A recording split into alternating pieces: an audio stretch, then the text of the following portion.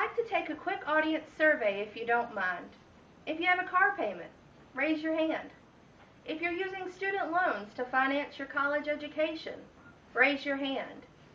If you have $500, $1,500, or $5,000 in credit card debt, raise your hand.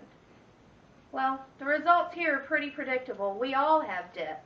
In this consumer-driven society, we're taught that debt is normal, that we need that 60-inch television for football season, that we deserve a reasonable, dependable, newer car, and that student loan debt is okay. Of course, with interest rates on student loans so low, why not borrow an extra $3,000 to finance your lifestyle a little more comfortably? Why not use it to pay off a higher interest credit card or take a vacation? If you're like me, you may have more books on your shelves about financial planning and money than you have dollars in your wallet. What if I told you that there are pitfalls that we all fall into that can ruin our financial history? What if I told you that there's a way out? There is a way out. But first, you must avoid the common debt traps and create and utilize a realistic budget to ensure financial success. There are three main pitfalls that we fall into when using money badly, especially in a college age group. These pitfalls are credit cards, high interest credit cards, car payments for cars that we don't afford, and student loan debt, or rather the abuse of student loan debt. High interest credit cards can be detrimental to your financial health. Financial advisor Larry Burkett says that Americans owe and pay up to 1/3 of their yearly income in interest alone. Colleges allow credit card companies to come onto their campuses to recruit students, just like they allow employers to. What does this mean for you? This means that paying the minimum balance on your credit card every month allows your debt to skyrocket. Not paying or paying late sends this price up exponentially. Car payments are another common pitfall that we fall into.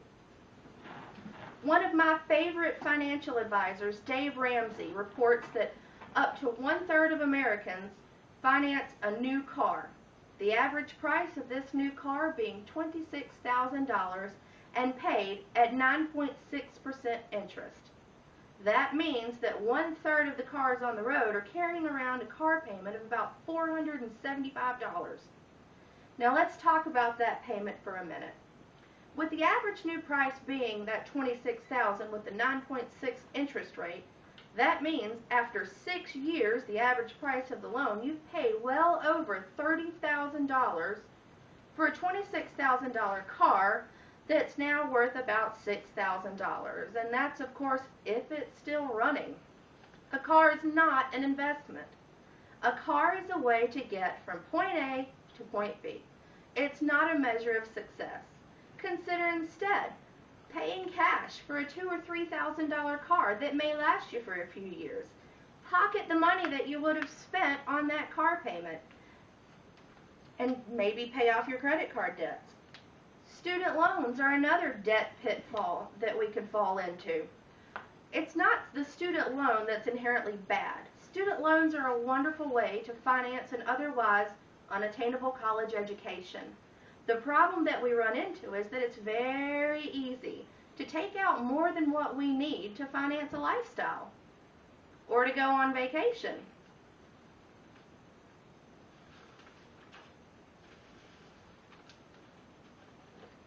The thing to remember about student loans is that you will have to pay back every cent. Student loans even survive bankruptcy, so no matter how good or bad you may find your financial position, you will have to pay back every dollar borrowed. So now that we've identified some of the debt pitfalls, I want you to know how important it is to take action now. The truth is that your future is now. The financial decisions that you make now can and will affect the rest of your life. I used to tell my brother when he was 16 years old that the choices he made now would affect the rest of his life. He rolled his eyes just like any 16-year-old would do at an almost 30-year-old sister giving him advice, but I was right. This applies to our financial life as well. The choices we make now will affect our future. Employers, take your financial decision making and credit history into account when hiring for jobs. Imagine the embarrassment and heartache of being turned down for a job that you were otherwise qualified for because of your negative credit score.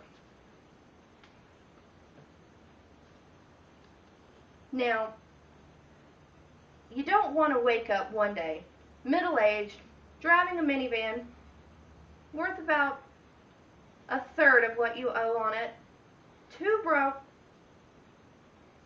to buy a house, and too bankrupt to work for a Fortune 500 company. Now, that may seem like a worst case scenario, but the truth is that it's not far from the truth for many people. Ask around. I'm sure you, like me, will have friends who have a car with about 2 years left of go and 4 years left of payments. As my favorite financial planner Dave Ramsey is fond of saying, debt is dumb. So do what you can to avoid it. So, I hope I've succeeded in scaring you about debt, and I definitely hope that I've conveyed the urgency of taking action on your financial situation now. Now I want to give you a little hope that you can take action, that you have to take action. And the answer is really very simple. It's a budget. There is no way to manage your financial life except by using a budget. We plan our grocery lists. We plan our vacations. If you're in school now, you've planned out the classes that you're going to take. If you're taking classes, you're definitely familiar with planning out a paper before you turn it in. Shouldn't we also apply this common sense strategy to our financial well-being? Of course we should. Larry Burkett defines a budget as a simple plan that divides available income into spending categories. The goal of a budget is to realistically look at your income and your expenses and plan accordingly. Now, there are obvious expenses, your rent or your mortgage, your car payment, if you're dumb like me, your groceries, your insurance. These are things we know about. But the budget killers are going to be the things that we don't think of every day. These are our prescription drugs, our movie rentals, our coffee or drinks out with friends.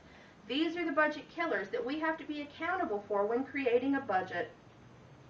Now, creating the budget is one thing. Realistically, sticking to it is going to be the key to your financial success. That means sitting down with it daily, weekly, monthly, reevaluating it on a consistent basis to make sure that you're living within your budget. Creating good budgets now is going to be the secret to ensure your financial success long term. This is going to allow you to buy a house, to move for a better job. Now, maybe you've thought of a budget before and just never really stuck with it.